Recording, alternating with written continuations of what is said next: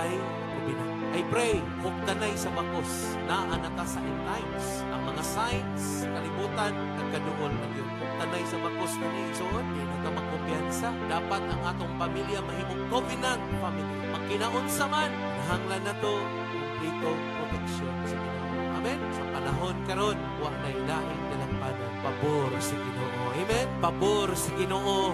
Through the blood of Jesus, blood covenant, i-declare, kining akong pamilya, Lord, covenant family ni.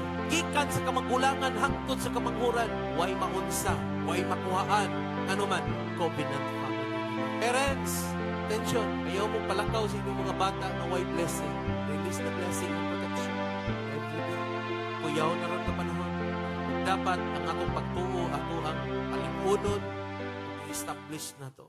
Kining salin kong kinabuhi, ihalad ko nimo akong hari, wala